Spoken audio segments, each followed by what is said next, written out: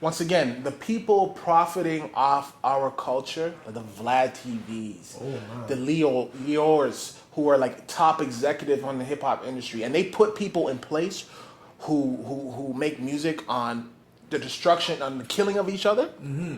They're absolved from any violence amongst each other because they live in the hills. They're not walking. They're not on the front lines, yo. Yeah. You know what I mean? So when the stuff goes down, they're with their family. They're enjoying vacations. Meanwhile, it's our people, our community who's left suffering, our mothers, our sisters, our aunts who are left to pick up the pieces. In that block get dizzy, man get popped, no fizzy, man get splashed from the Draco, wet man call that drizzy. All right, what up, y'all? So once again, Marcus, Rel, 6 Hour, like, share, subscribe, hit the notification bell. We're gonna get into this. We're gonna talk a little bit of social activism. Mm-hmm. So obviously, you know, we from Toronto. The Toronto's going nuts right now with murders. A lot of fallen soldiers. A lot of fallen rappers. You know what I mean? R.I.P. to all the rappers who died. Yeah. Hardest job in the most dangerous job in the world right now. Being a rapper from Toronto, yo. You know what I mean? Mm-hmm. Trust me. I really want to put a public service announcement out to the whole city. Like, yo, man, if we could ever put aside our beefs and differences, because I know obviously beefs are real, right? Put those aside and come together. Yo, there's no stopping what we could become as a city for the culture. If you look at Atlanta, what they've done, you know what I mean? A small majority of them may not get along, but for the most part, the rappers all collab and the city supports them. You know what I mean? This culture of ours, this is our culture. It's not these executives' culture who are at the top making the money off it. It's our culture. This culture could feed many families. You know what I'm saying? It's our art. It's our gifts. We got to put aside some of these differences and these beefs that we have and understand we have an opportunity to feed our families and make a difference in this world. So I want to put that out, but I want to speak specifically to the black on black violence. Like we saw what happened with George Floyd. Yeah. We saw what happened with the sister who fell at the hand off the balcony at the hands of 100 Hyde Park. Yeah, Hyde Park. Yeah, and R.I.P. to her. We saw what happened with that situation, and we saw the mobilization of the black community to rally against police brutality. All right, I'm cool with that. We could do that. Let's have that conversation. That's what you should do. Yeah, right. You know what I mean? Let's have that. Any culture. Absolutely, that's what you should do.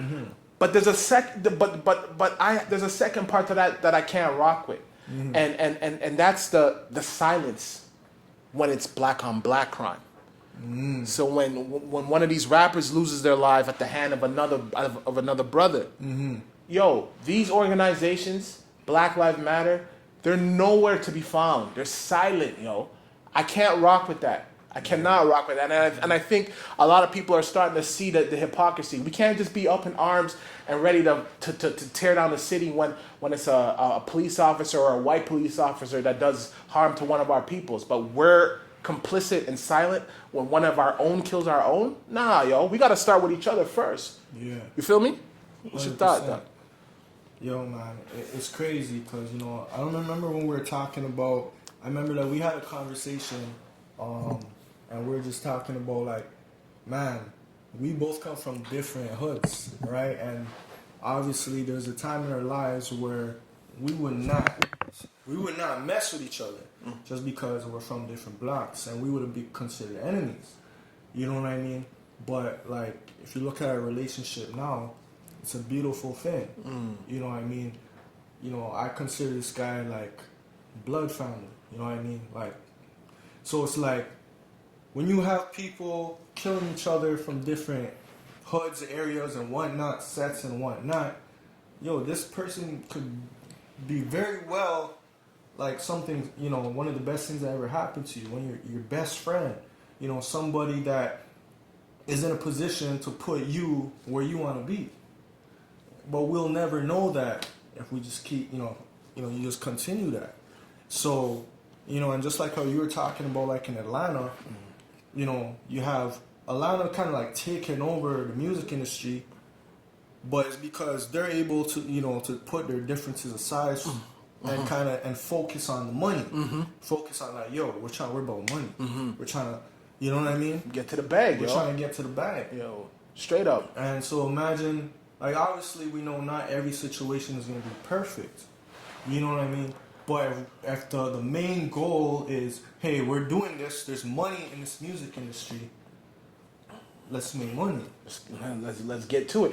And it's like, once again, the people profiting off our culture are the Vlad TVs, the Leors, who are like top executive on the hip hop industry, and they put people in place who make music on the destruction, on the killing of each other. Mm-hmm. They're absolved from any violence amongst each other because they live in the hills. They're not walking. They're not on the front lines, yo. Yeah. You know what I mean? So when the stuff goes down, they're with their family. They're enjoying vacations. Meanwhile, it's our people, our community who's left suffering, our mothers, our sisters, our aunts who are left to pick up the pieces. You feel me? 100%. So I want to ask you, what would it take to squash a beef? Damn. You know, that's a hard question, because the problem with that is that you have individuals.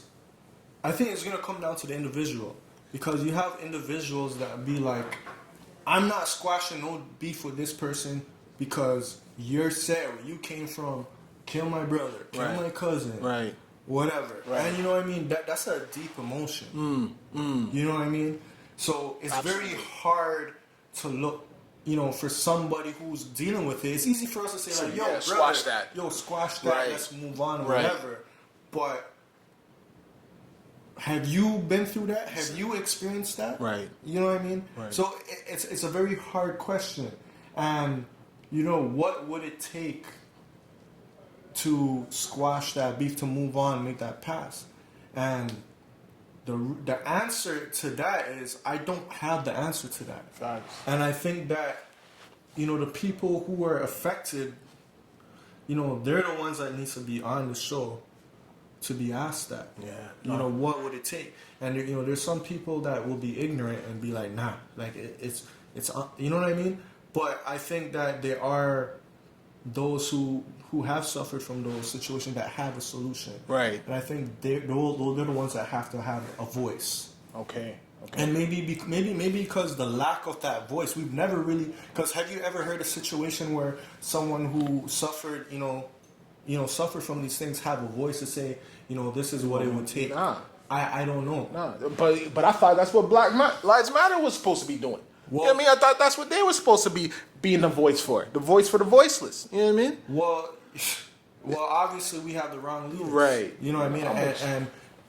And as you know, I don't know if you know or not, but have you ever done the research to see who's actually the head of Black Lives Matter and what they stand for? Have you ever to be honest with you, 100% transparency, no. Well, I'm not. I want to give that as a homework. Facts. To look into who is actually on top of Black Lives Matter, who runs it, and what they're actually for, and what they're representing, and what they support.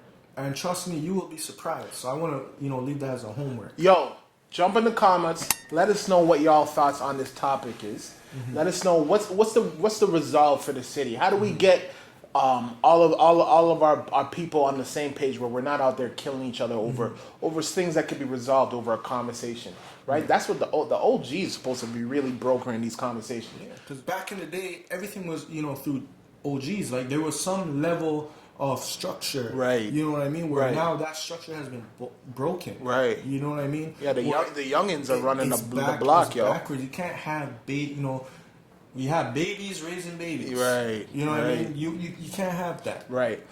Yeah, and I want to put a personal invitation out to the leader of Black Lives Matter, the Toronto chapters. DM us. Here is your platform to come and have a conversation about what Black Lives Matter's position is in regards to black on black violence. I understand what y'all are talking about when it comes to police brutality, but that's not the full piece of the puzzle. Mm-hmm. We need to have that conversation. I'm inviting you on to talk. You know what I'm saying? Because we gotta do something different. Clearly it ain't working.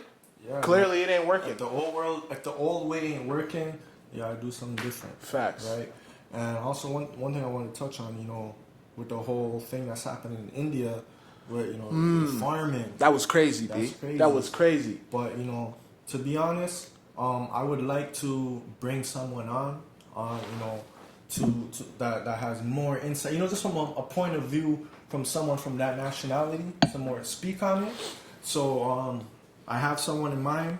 I will talk to them personally and get them on the show and get them to kind of give their expertise on that, because at the end of the day, Toronto is a multicultural city, and we all have to stand together to make the city better, and that we all can live in unity. Yeah. You know what I mean? Say no more, bro. In that block get dizzy, man get popped, no busy.